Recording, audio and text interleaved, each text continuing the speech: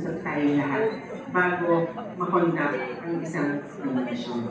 So, ang mandato ng PCUP hanggang doon lang kami para masigurado na mabigay sa inyo kung ano ang nakatalaga sa UNA.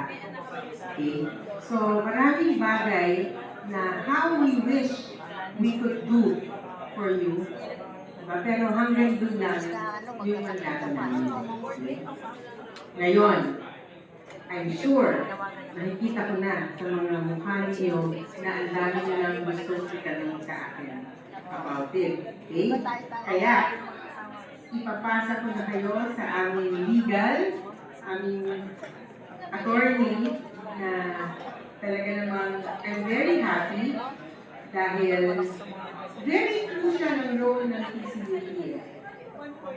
I'm very happy because we have employees in PCUP like Attorney Robert Bonifacio and our strategist, our expert, na talagang may puso para sa Manila.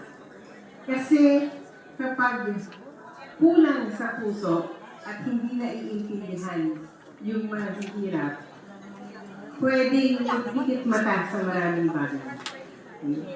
But I'm very proud to present to you two of our talagang my dear staff na talagang ipaglalaban ang karapatan ng Maralitang sa Luzon. So please feel free to ask your questions, okay? Para maintindihan ninyo lalo ang papel at role ng PCUP para alam natin yung expectations natin sa bawat isa. Okay? So, Attorney Robert Bonifacio, Legal Department ng PCUP. Maraming salamat na dalang introduction sa akin para kailangan bigyan ko ng justice yung pagkakaintindi sa akin ngayon hapon. So, kay Congressman Balico Popular at sa mga government agencies na magdamahan sa pamahalaan natin dito. At sa mga homeowners associations, magandang hapon po sa inyo lahat.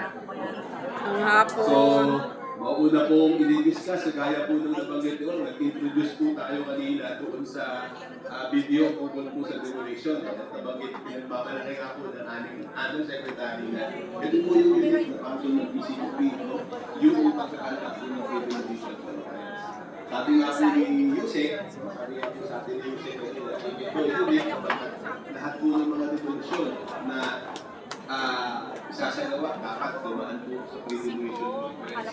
So, kung may demolition, isasagawa ng pamahalaan o ang korte, dapat dumaan po sa pre-demolition conference. So, kaya nyo pong bigyan kayo ng paglilinaw tungkol sa pre-demolition conference.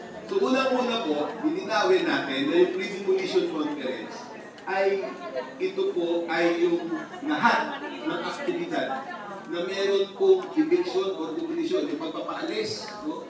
O yung demolition tungkol po sa mga tinatawag nating maralitang lungsod o mga maralitang mamamayan. No? Yung mga underprivileged progress po natin na apektado pamilya. So, exclusive lang po ang demolition conference kung ang mga mamamayan ay classified as underprivileged. Hindi yung lahat ng kaso ng demolition ay tinatanggap ang pre-demolition conference. Only when